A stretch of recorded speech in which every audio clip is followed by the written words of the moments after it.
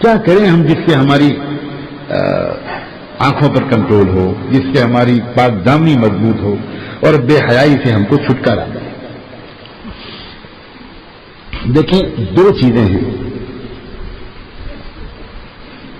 آنکھیں اور کان، یہ دو راستے ہیں دل کے۔ دل محفوظ رہے اور دماغ محفوظ رہے گندے خیالات اور یادوں سے، اس کے لیے ضروری ہے کہ آنکھوں کے راستے سے غلط خیال دماغ میں نہ پہنچے اور دل میں نہ پہنچے، کان کے راستے سے نامناسب خیال دماغ میں نہ پہنچے اور دل میں نہ پہنچے۔ اب قابو میں کرنا ہے دل کو، راستے ہیں آنکھیں اور کان، ان راستوں کو بند کرنا ہے، دل کو گندے خیالات سے خالی کر کے اللہ کی پاک یاد سے آباد کر دینا۔ یہ جو فضول گندے خیالات ہیں یہ اسی دل میں آتے ہیں جس دل میں اللہ کی یاد ابھی جمی نہ ہو۔ خانہ خالی را دیو بھی گیرا، آپ گھر کو خالی چھوڑ دو گے، اپنے آپ کچھ دن کے بعد اس میں جن بھوت چڑیلیں بسیرا کریں، یہ تو بالکل فطری بات ہے۔ لیکن آباد گھروں میں کوئی جن بھوت نہیں داخل ہوا، کیونکہ ہم نے اپنے دل کو اللہ کی یاد سے شروع میں خالی کر دیا، شروع میں ہم سے غلطی ہو گئی، دل کو ہم نے اللہ کی یاد سے بھرا نہیں، تو ہر وقت آنکھ اور کان کے ذریعے سے غلط خیالات جاتے جاتے دل میں غلط یادیں بھر گئی، اور جب غلط یادیں بھر گئی تو غلط خیالات تو ستائیں گے۔ اس لیے اس کا علاج یہ ہے کہ دل کو خالی کرنا اور دل کو غلط یادوں سے اور غلط خیالات سے محفوظ کرنا، اور پھر دل کو صحیح یادوں سے آباد کرنا۔ سمجھے نا؟ آنکھ کو قابو میں کرنا ہوگا۔ سب سے زیادہ بڑا مسئلہ، بے حیائی کا سب سے بڑا سبب بد نظری ہے، سب سے بڑا۔ بچپن سے جو بد نظری کی عادت پڑتی ہے اور نوجوانی سے جو بد نظری کی عادت پڑتی ہے، یہ کروڑوں ٹن غلاظت کا ڈھیر دل میں جمع کرتی ہے، اور پھر اس کی وجہ سے انسان ناپاک اعمال اور ناپاک خیالات کا غلام بن جاتا ہے۔ بد نظری کو چھوڑنا ہوگا، سب سے پہلا سبب۔ بد نظری چھوڑے بغیر پاک دامنی ناممکن۔ بات سمجھ میں آئی؟ نگاہ پر 100% قابو پانا ہوگا، جلدی سے جلدی پانا۔ بہت ہی سیریس معاملہ ہے بد نظری کا۔ بد نظری سے کبھی طبیعت سیر نہیں ہوتی۔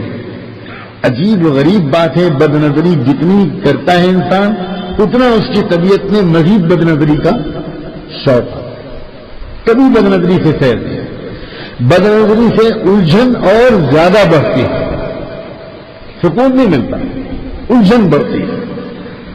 بد نظری کی ایک نحوست یہ بھی ہوتی ہے کہ اس سے نیک اعمال کی توفیق چھن جاتی ہے۔ اللہ، خاص طور پر تہجد کی توفیق تو مل ہی نہیں سکتی، کہتے ہیں اللہ والے، اس بندے کو جس کی عادت بد نظری کی پڑی ہوئی۔ بد نظری والا تہجد میں اٹھنا بھی چاہتا ہے تو شیطان آ کر اس کو صلاح دیتا ہے، میرے دوست، تم تو میرے دوست ہو، یہ تو تہجد کا عمل اللہ کے دوستوں کا ہے، تم تو میرے دوست ہو، تم کہاں اٹھ رہے ہو؟ تو وہ انسان پھر مزید گہری نیند میں سو جاتا ہے، اسے خبر نہیں ہوتی کہ اس کو شیطان سلاتا ہے۔ کئی لوگ کہتے ہوئے ملتے ہیں، حضرت رات میں تو نیند کم آتی ہے، تہجد کے وقت میں گہری نیند آتی ہے، کہتے ہوئے ڈر لگتا ہے، لیکن کہیں نہ تو کیسے ہماری اصلاح ہو سکتا ہے کہ یہ عمل شیطان کا، اور اس لیے ہو کہ اس انسان کی بد نظری کی عادت ہے، اور شیطان نے طے کر رکھا ہے کہ بد نظری والے کو تہجد نہیں پڑھنے دوں گا، میں بد نظری والے کو سلا دوں گا۔